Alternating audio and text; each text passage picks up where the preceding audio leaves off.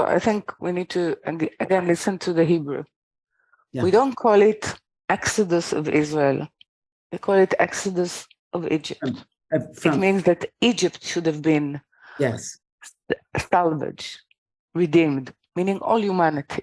yes, And it failed. So parts of humanity, which we call Erev Rav, and parts of the genealogy of Abraham came out. This is why it's a failure. So standing in trial for all humanity, Amalek will always sort of try to chill our heart with saying, but humanity was not saved. So why do you hope that you will manage to succeed next time? Okay, this is what I'm saying. nice. Doubt the promise. Okay. Doubt the commitment of the higher, or the commitment of the creator. I can usually which people choose not to erase Amalek, but to erase God. Yeah. Okay, and this is what happened definitely from the 19th century, constantly. So we will make this world better. It's a language of Amalek within our power. Love it. So related to this is, I actually have a lot of confusion about what mitzvot actually mean, because it's, and this is actually related to my dream, but I'll talk about that with you privately. Okay. The question I have has to do with how mitzvot are so grounded in the idea of specific actions you do or don't do. And yet I've heard you say over and again, that's not what mitzvot are. And you've explained what they are, but my kind of internal, maybe it's my Amalek, is, so what do we do with all of those mitzvot that are traditional? Do we just ignore them? Do we just interpret them in a spiritual way, but not physically do them? No.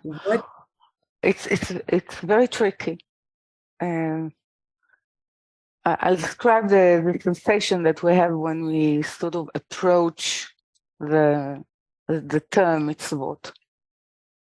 There is fear.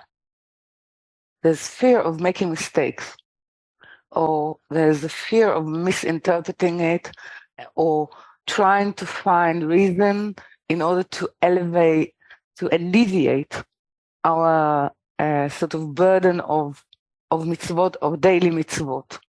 So there's this part, and the other part, which is sort of with good reason, sort of saying, even of the Torah, that why do we think that God cares whether we sort of slaughter an animal from the throat, or from the back throat, or from the front? So mitzvot has to do with most probably consciousness of reality. So first, the root of the word mitzvah is how to be together. Yeah. Okay. Of course, how to be together, it's like saying, I will love you theoretically, but I will live in another man. So it doesn't work. So we need to find sort of what it means to sort of be able to express all those parts of connection, which are 613 parts of connection that we can consciously activate in terms of intention and in terms of expression. Now, it is clear that many of what we usually call mitzvot somehow got the halacha got hold of it. Okay, but the halacha, when it was established, was a discourse, a conversation, a debate of what fits the time. And it ended. It ended almost sort of 2,000 years ago. So what actually we are looking at today? So I don't want, not only I want, it's not possible to sort of obliterate like Amalek and to erase the active or the action that relates to mitzvah. But we need to see which actions relate actually to the root of themselves, which we don't know because there was no discussion about it for 2,000 years. So part of what you're saying is that the time frame, for example, in which the Mishnah evolved, and Talmud to some extent, that was a dialogue then, but it was a dialogue and it was based on what people were doing. And that what's happened over time is that we've simply assumed that should continue instead of saying, wait, that was then, this is now. Which, by the way, that's the origin of Reform Judaism. Yeah, but we need Sanhedrin for that. We cannot, it's not the idea that we need Sanhedrin, a true Sanhedrin, meaning in modern terms, we need Kabbalists who are versed in science, in modern life, in psychology and sociology. They're not afraid of knowledge, and they actually look and see what within the inner spiritual knowledge actually can create this mirror that I'm speaking about of the higher world within our world today. And there's, well, I hope maybe there will, and they will include some ladies in it because they have a point of view which is necessary, which was Bruria, and if there was Bruria, most probably she was not the only one. So the female voice was there. So the whole stagnation of it is actually making us really Erev Rav. Our Judaism becomes Erev Rav instead of being something live, and instead of being a true spiritual life connection with the purpose of the Creator. Okay, really. So it's not that some other nation killed God. We killed God. You're singing my song.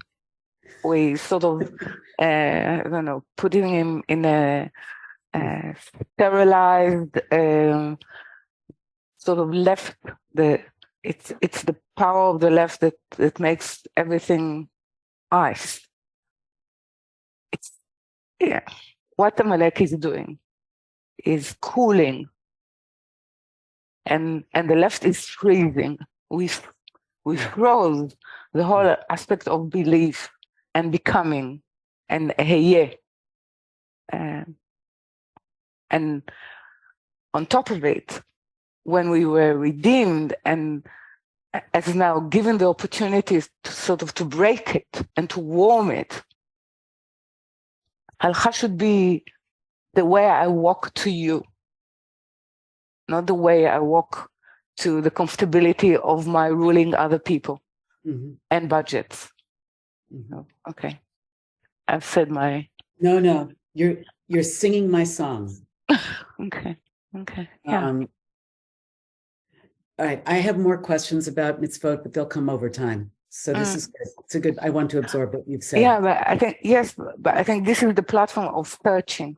Yes, beginning to search. It's a great insight you offer. Yeah, I'm sure there will be some things that I'm keeping today, and definitely I wish to keep because it's the memory of, let's say, I would say to lit candles at Friday's night. For me, it's more sacred than anything else because it's not only because within it there is, because it's a female act, there is an opportunity of giving birth to a new life. So, but I'm sure that people will be happy to sort of make it their way of life, as they are happy to make many other insignificant habits their way of life, because they they fulfill an emptiness. So we cannot, what Baba Sulam is calling mitzvot, or edicts of hands and legs, they cannot be a substitute for that void in our heart, in relation to the sentiment that we have towards the higher. Yeah. Okay. But it's not a question of erasing. It's a question of breathing life into something.